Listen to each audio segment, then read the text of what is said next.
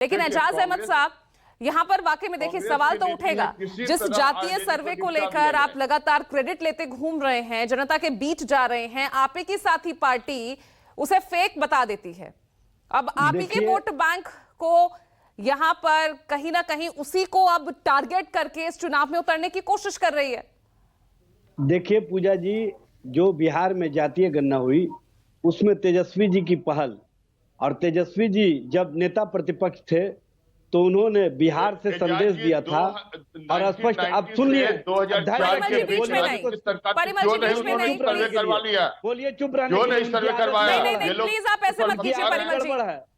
उनकी आदत गड़बड़ है, उनका डाउन कीजिए। जो नहीं करवाया चैनल के माध्यम से, उनका आवाज डाउन कीजिए, उनका आवाज डाउन कीजिए, प्लीज आप धैर्य रखिए, टाइम किल मत कीजिए, ऐसे नहीं चलेगा परिमल जी, बीच में आप नहीं इंटरफेयर कीजिए। सरकार में जो नहीं करवाया गया जातीय परिमल जी, पूजा जी सबको पता है कि बिहार से सभी दलों का डेलीगेट्स गया था, लेकिन उसमें भारतीय जनता पार्टी कितनी गंभीर थी ये इससे समझ में आता है।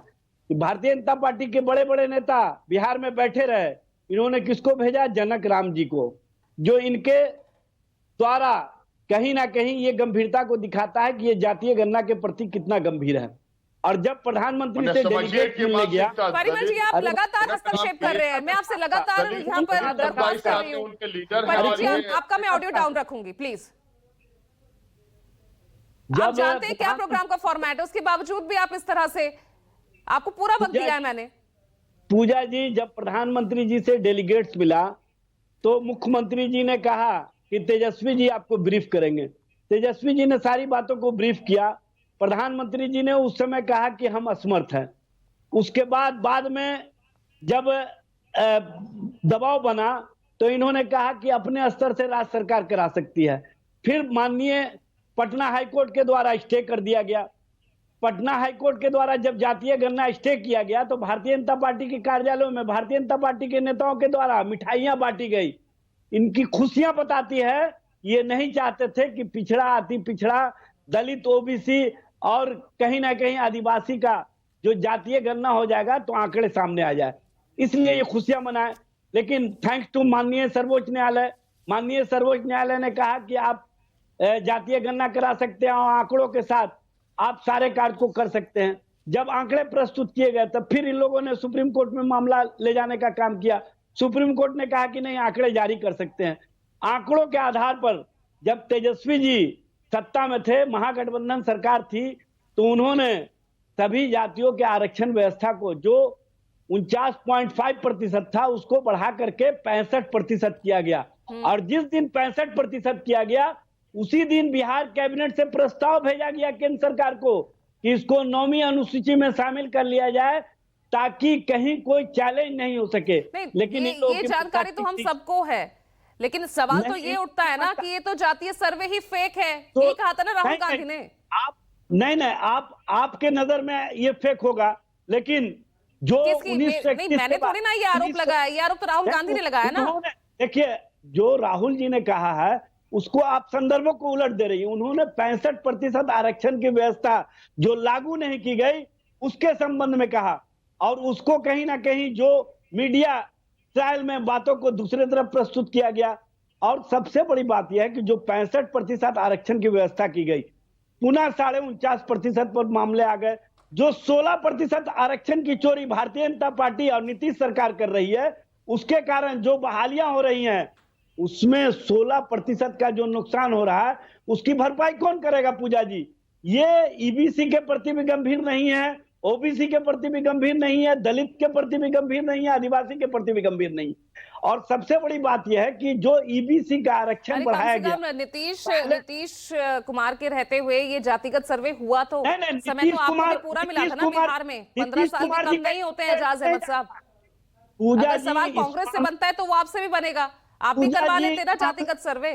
पूजा जी, इस मामले में नीतीश कुमार का कोई क्रेडिट नहीं है। 17 वर्षों से ये पूजा जी, सत्ता में मैं थे। बतलाऊं इनकी जातीय सच्चाई। गणना की बात बार बार पूजा की जी, जा मैं रही थी। इनकी सच्चाई बतलाऊं। जी, तेजस्वी जी लगातार और संघर्ष देखिए ना, आंदोलन मामला कर रहे यही हैं। नहीं फंस रहा ना, यहाँ तो मामला आप ही के गठबंधन में फंसता हुआ नजर आ रहा है। पहले कन्हैया कुमार को कांग्रेस आगे ले आती है, पप्पू यादव जिसको लेकर आप इतना असहज आपकी पार्टी महसूस करती है, उन्हें बकायदा गुजरात में इनवाइट किया गया। कहीं कोई मामला नहीं है पूजा जी, ये परसेप्शन बनाया जाता है। सबसे पहले तो कल जो अमित शाह जी ने बयान दिया उसके गंभीरता से सुनिए। उन्होंने क्या कहा कि नीतीश जी तो मुख्यमंत्री है ही है, उन्हीं के नेतृत्व में चुनाव लड़ेंगे। पुनः जब पत्रकार ने उनसे सवाल किया क्या मुख्यमंत्री नीतीश कुमार जी होंगे, तो कांग्रेस की तरफ से भी यही बयान आया। नहीं, कांग्रेस की तरफ से भी बयान वही आया है कि अभी गठबंधन तय करेगा बाद में कौन होगा आपका नेता। पूजा जी, कांग्रेस के CLP leader doctor Shakeel Khan जिस दिन राजेश राम जी मिले उस दिन वो भी साथ में थे, और उन्होंने क्या बयान दिया कि नेता प्रतिपक्ष के हैसियत से तेजस्वी जी हम लोगों के लीडर हैं, हाउस के अंदर भी हाउस के बाहर भी, और ये निरंतर लीडरशिप कर रहे हैं। तो इसमें कहां सवाल आता है? सवाल तो उन लोगों के साथ आता है जो चेहरे पर चेहरा लगा करके काम कर रहे हैं।